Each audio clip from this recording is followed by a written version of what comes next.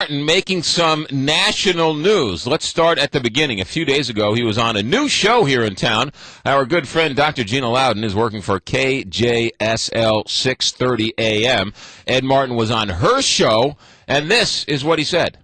When you take a government and you impose and take away all your choices, one of the choices you take away is to find the Lord and find your Savior. And that's one of the things that's most destructive about the growth of government is this taking away that freedom, the ultimate freedom to find your salvation, to get your salvation and to find Christ for me and you. And I think that's one of the things that we have to be very, very aware of, that the Obama administration and Congressman Carnahan are doing to us. Well, that's what he said on the show. And then last night, he makes national news when Chris Matthews from MSNBC plays a hold of it. Listen to this. Speaking of right-wing mania, Tea Partier Ed Martin is running for the Republican nomination in Missouri's 3rd Congressional District, and he's just thrown out a hell of a charge the other day.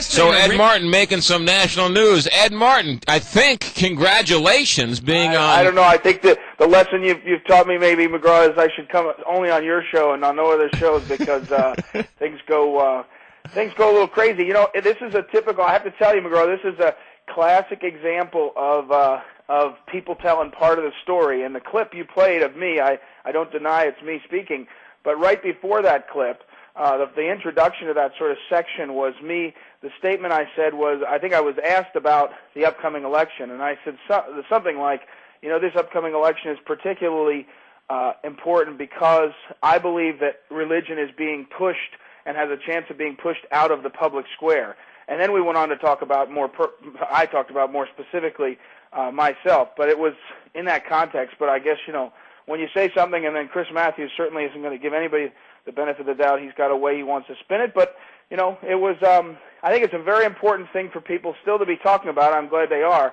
You know, the example I gave last night to a friend was I've heard from many Catholic hospital professionals that Obamacare and the government takeover of health care and the government demanding that hospitals either pay for or perform abortions, things like that, will lead Catholic health care to not be in existence. And if that's true and you happen to be Catholic or it's Jewish hospitals or Christian hospitals, whatever, and you happen to be that faith, it's a big deal to you because you won't be able to have that part of your life be informed by your faith. So, I don't know, I think I'm a little disappointed because it makes it sound a little kind of more grand than I meant it, but it's certainly I don't know anyone that thinks, even Obama supporters, I don't know anyone that doesn't say what is happening is radically changing America, and I think we should all be concerned. Okay, no, all right, so back up a second. So your issue, there's two issues here. One, which you said on the show, but let's start with the Obamacare. I thought, with the Stupak Amendment and everything else, that there's going to be no federal money for abortions and no hospitals are going to be forced to do anything they don't want to do. Well, I mean, first of all, you remember now Stupak caved at the end, and so what the Stupak ended up having, getting out of it wasn't the same thing that initially we had. So I think there's some room for doubt. And more importantly, Obamacare, again, most people that have studied this will tell you that they are forcing people. The long-term effect of Obamacare is to force people onto dependence on government for health care.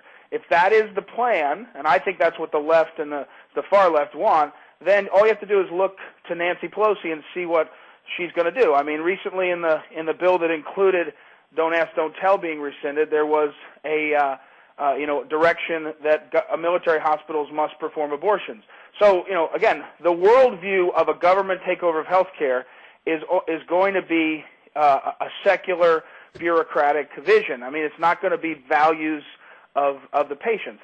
We know that from anything. So I don't know that today we're going to see hospitals forced to do abortion, but I think that the government takeover of health care is going to head us down the path. And by the way, I think there is reason to think that the California exchange that will be set up will include taxpayer-funded abortions, for example, or the New York or another one.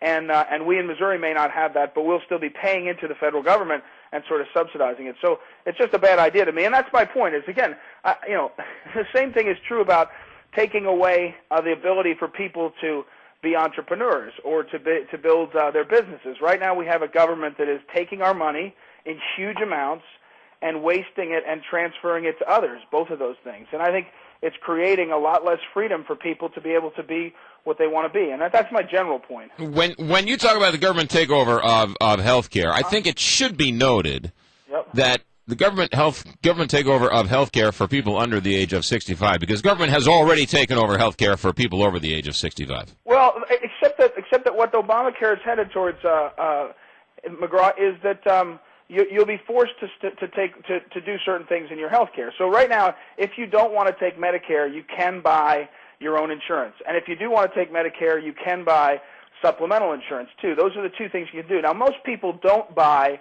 their own insurance because health care is a pretty good bargain. But what Obamacare says at many points is we'll tell you what you can and can't buy, and we'll tell you what you can and can't do.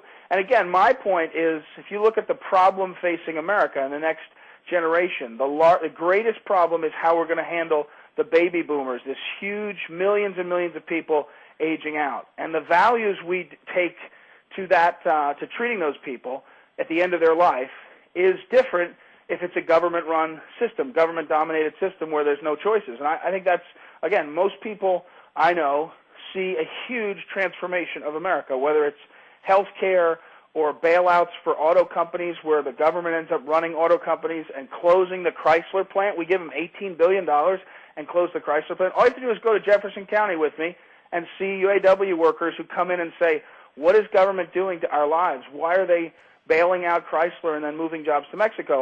Well, Ed, on that point, Chuck Ferguson just was fired from his chairmanship down in Jefferson City because he didn't want to give Ford $150 million in tax breaks.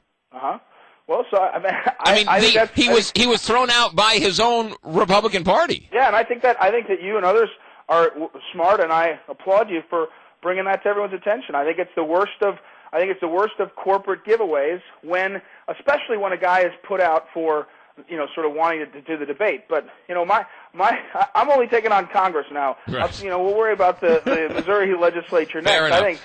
I think we've got a big problem at the end of the road to Washington, D.C., and that's what I was most worried about. All right, let me get back to what Chris Matthews called you out on last night, and I want to give you a chance to respond. The thing that you said was that basically, summing up, is that President Obama and Congressman Carnahan, your opponent in the upcoming race, is taking away our freedom for salvation. What do you mean by that? Yeah, well, again, in the context of the discussion I was having on that show, the important thing to state over and over again is I believe that Obama, Pelosi, Carnahan are radically transforming America with their policies. I'm not saying they're personally. Someone asked me about the president's religious faith or Carnahan's religious faith. I don't know their religious faith, and I trust that they haven't, and what they say is fine. But I'm talking about their policies. Their policies are radically intruding on our life. And one of the ways, and one of the very cherished freedoms we have in America, is the freedom of religion. So when you radically transform our lives, including, for example, Obamacare is the greatest transformation of American life in a couple hundred years, I would argue, but certainly in 2 or 3 generations since we've seen sort of the Lyndon Johnson era. But I think it's bigger than any of that. When you do that, one of the freedoms that is impinged is the freedom of religion. And so I believe that we're seeing Catholic health care, for example, at stake. We're seeing, religious expression limited.